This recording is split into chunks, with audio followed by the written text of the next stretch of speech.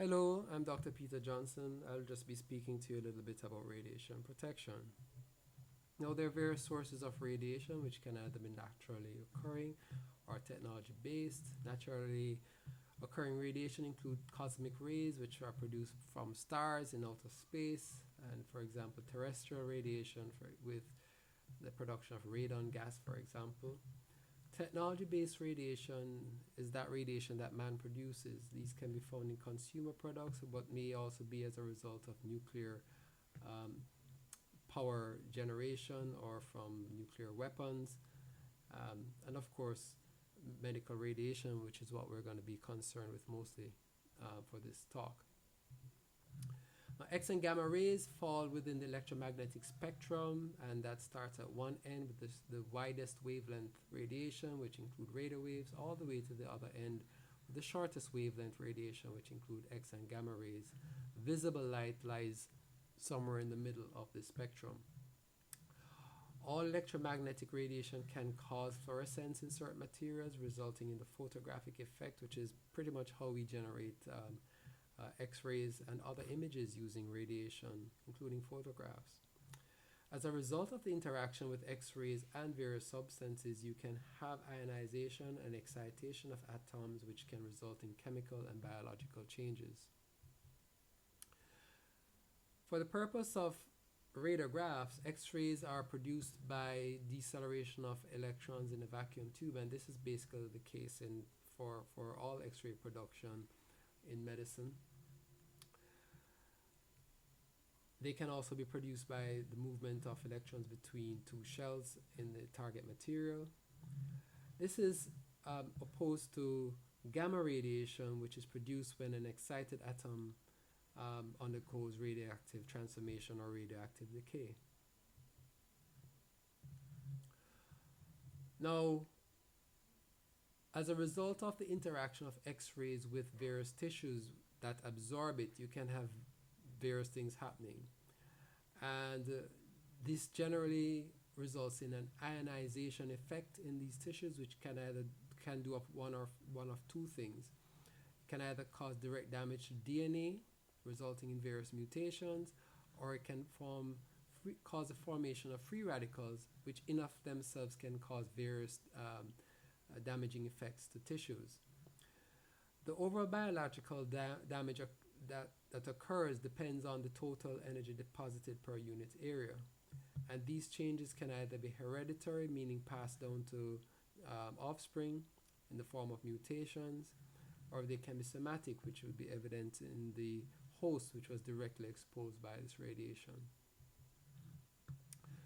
These effects can be grouped into two types. There are stochastic and non-stochastic. Stochastic means statistical, and it's therefore random or probabilistic. There is no threshold dose, meaning there is no minimum dose of radiation that is required to produce them. And they're imparted, obviously, during a diagnostic procedure. These are the effects that occur at the level of DNA, right? So these are the ones that result in DNA changes, or which result in mutations, and these can cause the development of malignancies, for example, or, as we mentioned before, various types of congenital disorders when they are passed on. The stochastic risk depends on age and gender at exposure. The younger you are, the higher the risk you have of developing a cancer from that irradiation, which is why it is extremely important to minimize the exposure to children or young infants. Where possible, use other forms of imaging that do not involve X-rays when imaging children, such as ultrasound.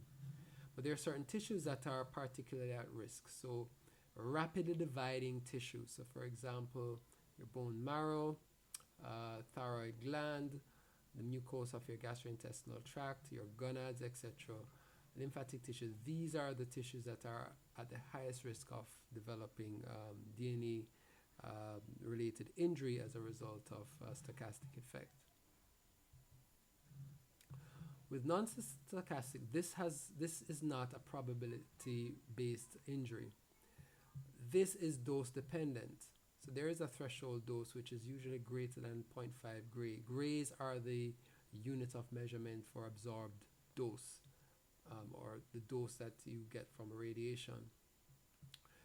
This type of radiation effect will always occur once you exceed a certain level of dose, and these tend to involve things like burns and energy related effects. So for example, as you can see, they can cause cataracts in the eyes as a result, in the lens, of the eyes, as a result of denaturation of proteins located in the lens. They can cause skin burns, they can induce sterility, etc. So these are not probability related. These will occur every time you expose somebody to a certain level of radiation and above.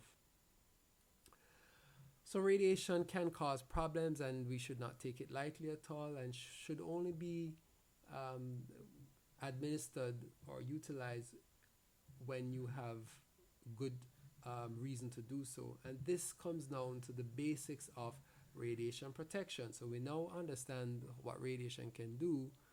How do we then minimize the effects of radiation? And this comes under the two main topics, optimization and justification. And underpinning all of this is a LARA principle. A LARA means as low as reasonably achievable, right? So the idea here is to minimize the dose that you expose anyone to. So let's start with justification. So this has to do with before you even start exposing anybody to radiation, you have to say to yourself, is it justified to do this procedure? So here are some important points. An exposure is not justified if the diagnosis can be made otherwise. It's not justified if the exposure does not contribute to patient management. So for example, you can't just do a chest x-ray or a CT scan on somebody just because you want to, right? If the CT scan or the x-ray will not benefit the patient in terms of their making a diagnosis or contribute to the management, you should not do it. If the patient has had x-rays done recently at a previous institution, so this is a common scenario, a patient is referred to the hospital, the university hospital, with X condition. They just had a chest x-ray yesterday at a private facility or another hospital, but they turn up with the same problem, same complaint, and the doctor in the emergency room, for example, will say, well, I have not seen that x-ray. Let's repeat it now so I can see what is happening. That is not acceptable. What that doctor should do is try to get those previous images or the report of that previous study and look at that and not expose the patient again just for that reason. Just because an image that you do is a study that you do is not the best quality, you should not just automatically repeat the film. You should look at those images to see whether or not you can actually make the diagnosis even though the quality is not the best.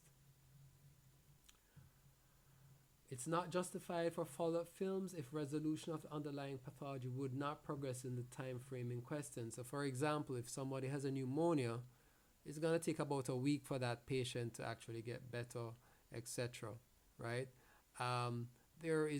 If you do an admitting x-ray, there's really no reason to do a follow-up x-ray in, say, under 24 hours if it is unlikely that any change will be present on those films. So these are some examples of how you go about justification. Now, if you're gonna do an x-ray, right, then what you try to do is optimize your study so that you get the best image possible at the lowest radiation dose possible. And again, that ALARA principle comes into play, as we mentioned before. So basically what we should try to do is that we try to protocol your study to keep the radiation dose to the minimum, but to also allow for an effective diagnosis. Now, this is a slide basically showing you a comparison of radiation dose, right? Let's look at a chest x-ray, which has the lowest dose of all x-ray studies, right? So this represents the doses here, right? So, and they're given in what are called millisieverts. So a chest x-ray is 0.05, right? And we are always exposed to background radiation. Just living in this world, you're exposed to background radiation. Now, one chest x-ray is equivalent to 1 week of exposure just living on this planet. One lumbar spine x-ray, right, is equivalent to 42 x-rays or 10 months of exposure to just living on this world. A CT brain equals 70 chest x-rays or 17 months of exposure. A CT chest, as you can see, 180 chest x-rays and 44 months. So as you can see right here, these guys that have the highest radiation dose, right, are, we can see here with studies like CT and CT of the brain, chest, and abdomen. So these guys give you a pretty high radiation dose compared to the others that we mentioned here. So what actual practical things can you do, right? The three main tenets of radiation protection measures are time, distance, and shielding. Time, meaning reducing the time of the exposure. The longer you expose the patient to the radiation, the higher the dose they have. Distance, the further you are from the source of the radiation, the less dose you get. And shielding, using shielding materials such as lead barriers and so on will reduce unwanted radiation to areas that do not need to be exposed. So for example, if you're doing an x-ray of the wrist, for example, and it's just this small area that needs to be exposed as opposed to this large area, you could put shielding around all of this area, so just this area alone gets exposed, therefore protecting the other areas. All of this can be achieved utilizing these items. So for example, shields include lead aprons, thyroid shield, and gonadal shields, right? But we're not only exposing patients, we're exposing everybody. If you happen to walk into the room when an x-ray is being exposed, you're going to be exposed to that radiation too.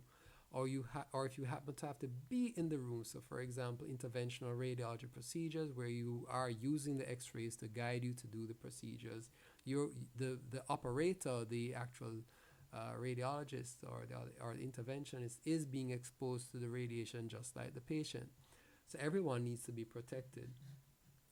If you are in an area that is producing x-rays, you don't just barge into the rooms. You make sure you check to see whether or not x-rays are being done. Typically, there is a light overlying the door to the room, and if that is on, you do not go into that room.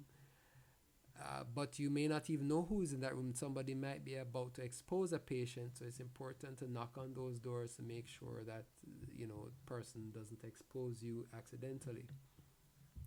Pregnant patients, for the most part, these patients do not need x-rays, right? By far, the majority of issues that a pregnant patient may undergo, with a few exceptions, ultrasound for the most part and MRI can solve most of those issues. It's in the scenario, for example, of patients who have pulmonary embolism and conditions like that where you need to do a CT scan that pregnant patients will unfortunately have to be exposed. But even in those patients, you should put lead shields over their abdomens to protect the baby. And of course, as we mentioned before, you limit the exposure times to these patients. So these are some examples of what can happen to you when you are exposed. These are all examples of radiation burns from patients who were being exposed to radiation at one particular spot. So as you can see, some pretty bad burns can happen. Now, a quick note on nuclear medicine, right? in nuclear medicine, as opposed to X-rays, with X-rays, the source of the radiation is the X-ray camera, the X-ray tube that produces the X-rays. With nuclear medicine, you actually inject the patient with a radioactive substance, and that radioactive substance is then detected with something called a gamma camera. So the patient themselves become radioactive. So while that radioactivity can obviously affect the patient because it's moving through the patient, it can affect other people. So if I give you that radioactive substance and you go walk around and hang out with some people, you can impart that dose to those people around you as well. So they have to be kept apart from the general public until 2 half-lives of the reagent is used, and they should be kept away from children at least 24 hours post the procedure. You will get more information about nuclear medicine, the talk on nuclear medicine. And these are just some examples of what a nuclear medicine scan looks like. And that's it. Thank you.